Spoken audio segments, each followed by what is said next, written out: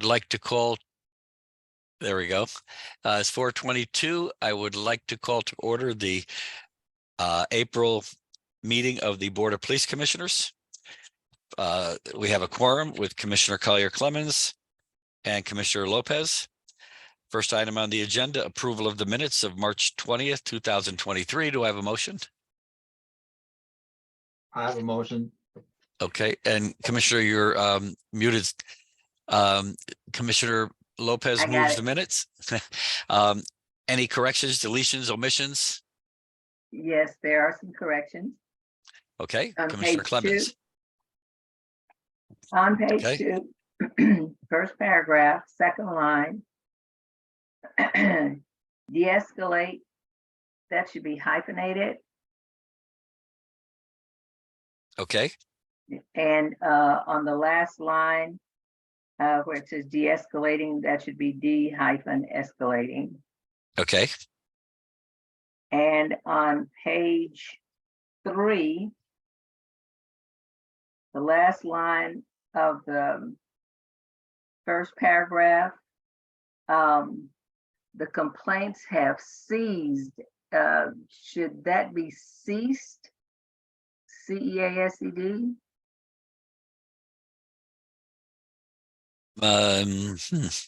Trying to find out where you might be referring to. Okay, the first paragraph begins with Deputy Chief Blake reported on the special services activity. That's on page 3. Okay, yep, The very last sentence in that paragraph, it says have seized. But before that, in order for it to make sense, it says that there has been significant presence by the police and the complaints have ceased. That's not the correct word. right.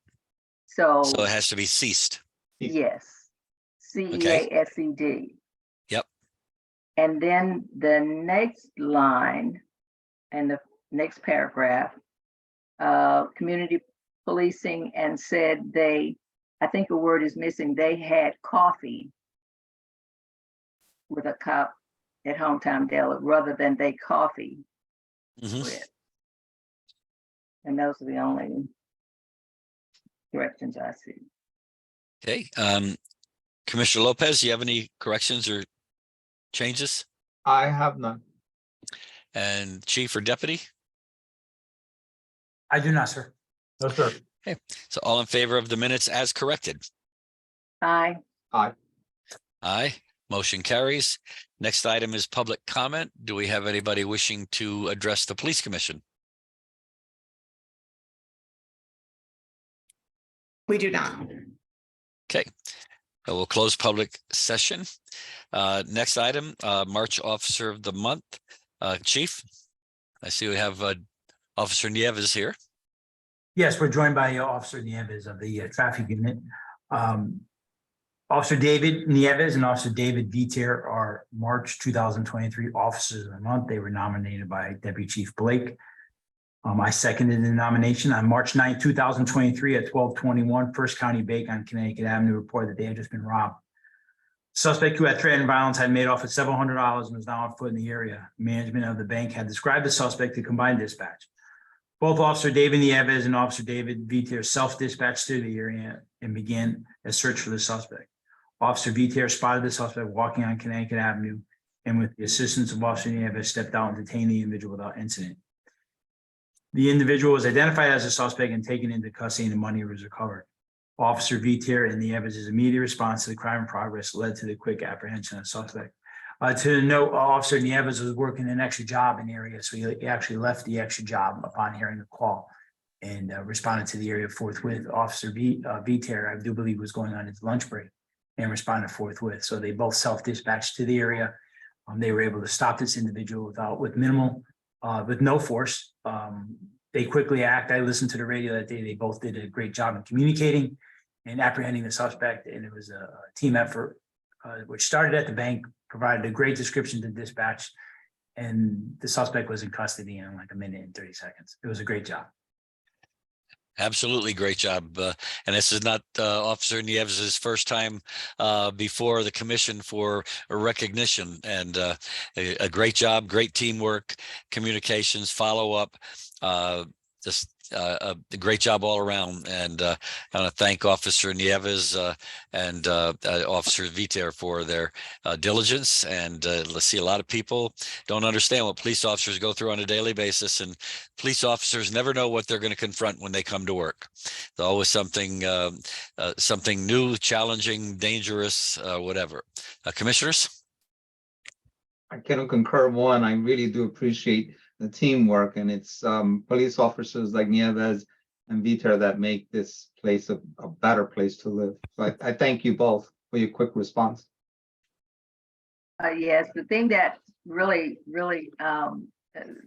sparked my interest in honoring you and congratulating you for being Officer of the Month is that both of you self-dispatch. And you know, you just are so diligent with your performance of your duty that you know you just leave yourself and go straight ahead and do the job, and you did it well. You did it without incident, and without hearing so many reports of arrests not turning out this way. We are very proud of you, and you make our city proud and our department. Thank you so much. Oh, and you point out about the self-dispatch. A lot of times, and we all seen it happen, perhaps, the officers all go straight to the scene. These officers went to the area to look for a subject that was described, and there's the success is obvious. The fact that they did that, and I know Officer Nieves has been before this body before, and I'm confident he'll be back before this body in the near future because that's just the kind of officer he is. So again, Officer Nieves, thank you very much for your service to the community. Thank you. Would you like to say anything, Officer Nieves? You're on mute. Oh, no, thank you very much for the invite. I appreciate it very much. As a resident and officer, I'm very proud to be here. And as you can tell, commissioners, he's also very humble. Okay, well, thank you, and keep up the good work. Yes, sir. Thank you. All right, that brings us to the staffing, patrol staffing? Or Yes, operations report. I'm sorry, Mayor. operations. Mayor and Commissioners, good afternoon. For March 31st, 2023, we're at 181 officers, which is full staffing for the first time in a long time, so that's great news. Currently, there's no patrol vacancies as of the end of March. 158.5 sick days were used by sworn personnel. 72.5 workman's comp days. We still have 2 officers on long-term comp. We have some officers that are returning on light duty basis at this point. You see with the Detective Bureau, 47 cases open in March. Some highlights are they arrested a stabbing suspect from the Narramac Elementary School, charged with assault first, risk of injury, assault third, and conspiracy. They also made an arrest on an individual that was involved in a firearm shooting up on Dry Hill Road. The charges there. Special services for March of 23 opened 36 cases.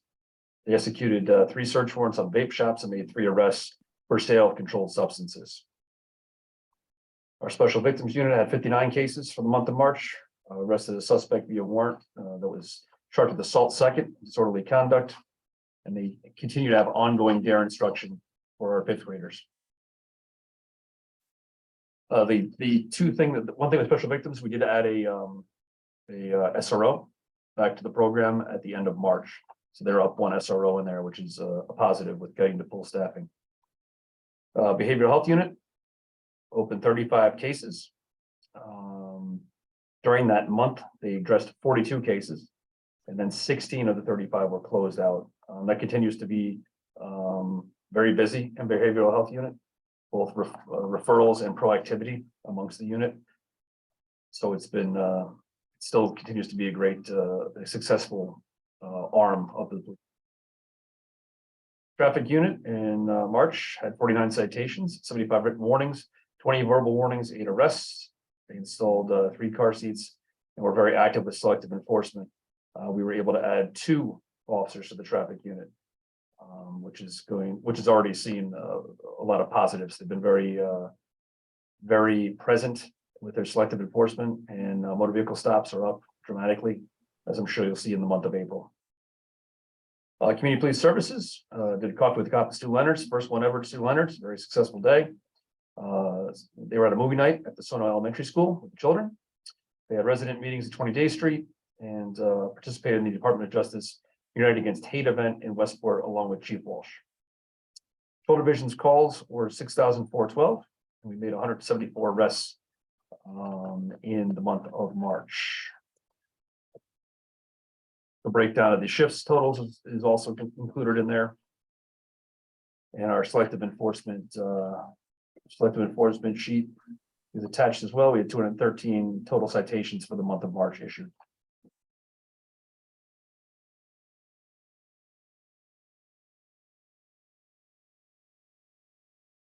Okay, any questions from the commission? I do.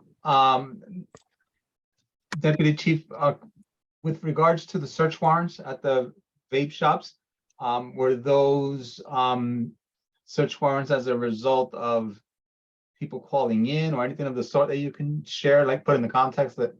Sure, we received citizen complaints regarding these particular vape shops, regarding sales of marijuana, open sales of marijuana. And our Special Services Division conducted controlled purchases of marijuana from those locations, and as a result, had search warrants issued and arrest warrants issued for individuals that sold the marijuana at these locations. Thank you. Mr. Collier-Clemens? Nope, you're on mute. That's all right. We all do it all the time. I have no questions about the report, but I do have a question. Is it the police department's responsibility, or is it within their realm of inspections to inspect shops that have these lithium batteries? Or is that fire department? Most likely fire department. I don't even know if they have that obligation. I'm not sure. You're not aware of it, but I would think fire marshal might be the more. Yeah. Yeah, I was just concerned because there've been so many fires reported in New York from these fires from lithium batteries. I just wondered how we were on that, or how proactive we were on that. And it's interesting too, because they just had a fire in a Stanford parking garage. They don't know whether any of the vehicles were electric vehicles or what, but that's also cause for concern, certainly. Just a Regarding question. the traffic report, I've noticed more action out there, more activity, and I know for a fact that when, you know, I think we all probably know that we've been seeing an increase in some pretty irresponsible driving when it comes to red lights, when it comes to you know, following too closely in turns and Stop signs. And I think when you see more activity out on the road, people take notice of that, and it tends to make them a little bit more cautious. So I hope we continue keeping that up. Absolutely. Really so, okay. Any further questions for? I do Deputy have Chief a Blake. quick question with regards to the preliminary statement that we now have the 181 sworn personnel as it relates to the new hires. I know that some may have gone through the training, police academy and so forth. Where are we in terms of time where we're up to, you know, normal? Are you talking actual officers on the street? Right, in relation to the training that still has, you know, yet to be maybe completed. It's always a moving number. Just to Deputy Chief Blake, we have a couple officers home on workman's comp from some severe injuries. We have a few assigned administratively recovering from injuries for 4 to 6 weeks. To have a full complement of officers is difficult, but we're in much better shape than we were. But as far as training, where are they? And specifically with the new hires I'm talking about. Currently, we have 3 just finished last week, Officer Mello, Officer Hernandez, and I forget the. Officer Segal. And Officer Segal just finished last week. We have 2 that we've had to extend. We had a couple of deficiencies. We extended their training. And we still have, I do believe we have 5 officers still in field training. It's the 5. Okay. Yes, since the new year, we've put through 17 officers on field training since the new year, which is a lot. It's been a lot of work for the field training officers, a lot of work for everybody in the scheduling.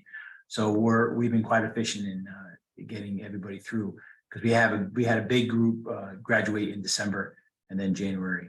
So all the new guys from December and January hit the road. So how long, again, is field training? 12 weeks. Sometimes we do extend it to have a week in the holding facility and a week in communications. But sometimes we put them on the road and then we bring them back later to game. But we find having experience and training in the holding facility when there's prisoners there is vital. So we have to provide a week of training in there, which is outside of their training, which is required by post. So sometimes with the junior officers, they get stationed inside the holding facility, and we need to know, we have to assure that they are properly trained to work those details inside the holding facility with inspections and the paperwork and the court paperwork and the searches and checking on the prisoners and watching the cameras. It's a lot of work. So then with vacation time, so they're averaging 12 to 14 weeks once they graduate the police academy. Okay. Thank you. You're welcome. Thank you. Okay, that brings us to the March training report. I believe that goes back to the chief. Yes, sir. Most of the training done in March was review credit training. We're within a review credit cycle right now. Mhm. So we had conducted training in juvenile matters. Also did online training for bloodborne pathogens for Officer Alvarez. She had to make up some training. More juvenile matters, use of force review credit training by Officer Holmes and Sergeant Moquin. Collect system training for Officer Yang. Accident investigation by Officer Wazalewski, one of our trained crash investigators. A review credit training, DUI, also by Officer Wazalewski. Domestic violence review credit. We had power phone dispatch training for one of our new dispatch hires. Accident investigation review credit, DUI again. Cultural awareness and diversity. Noah Police Headquarters Officer Wright attended that. Holding facility review training, juvenile matters. Crisis intervention 1. We had 6 officers attend crisis intervention, the number 1, the first class in that at Quinnipiac College. Holding facility training for juvenile matters.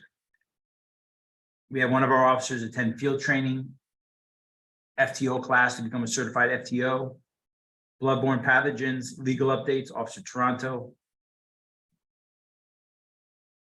We had 2 officers attend practical skills evaluator at the academy. Roll call training, we did the blue plan.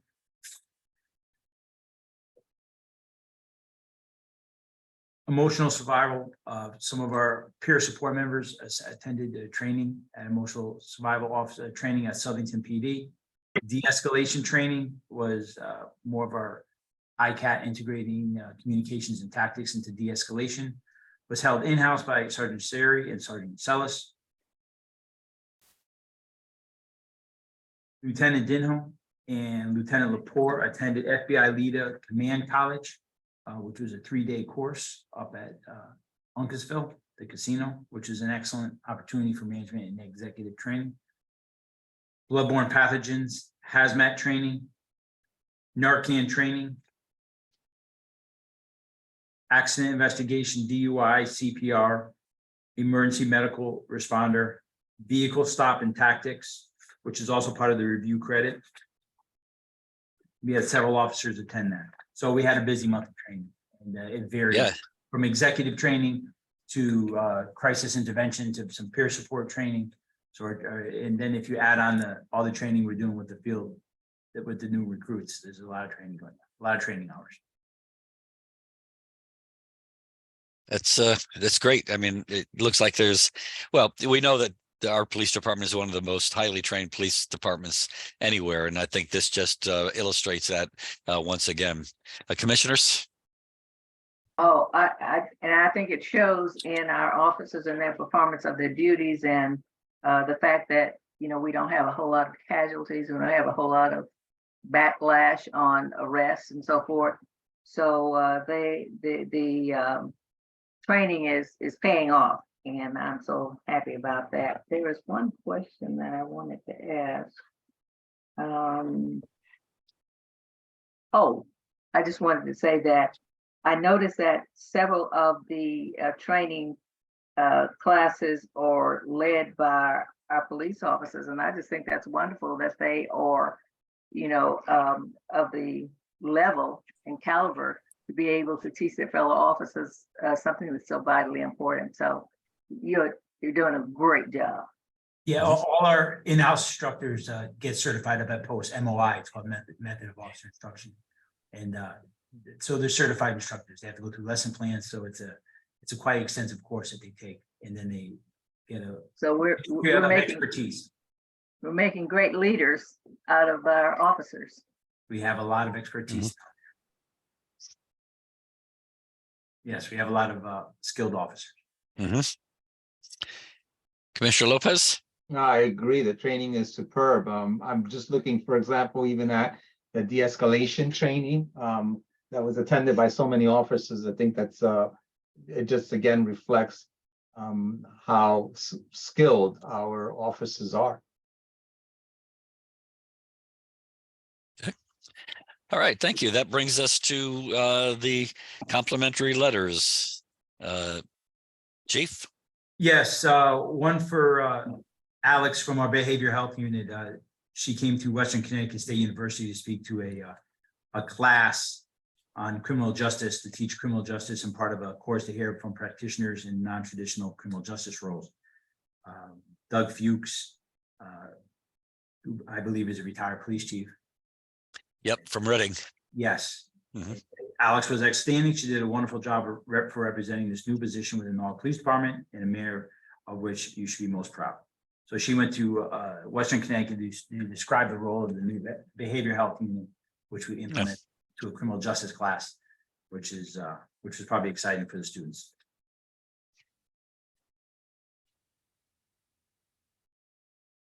We also have another recognition. One was for Officer Nieves. Yeah, I read through that. That was quite interesting. Yes, I do believe that was his training officer. It might have been Deputy Chief Blake. Do you remember who his training officer was at that time? In regard, This was for Dave Nieves, right? I'm not yes, sure. I'm not sure who was training on this.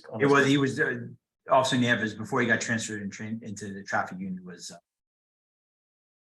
He had gone to his house, and the lieutenant, Joe McDonald, was very pleased at the way he was able to. Officer Nieves spoke to the lieutenant and mayor that calmed him down significantly. The tone that he used could have been learned through a training program or maybe a relative. Either way, it was exactly what he needed. Obviously, this possibly had some issues, possibly intoxicated, and Officer Nieves was incredibly helpful in de-escalating the situation.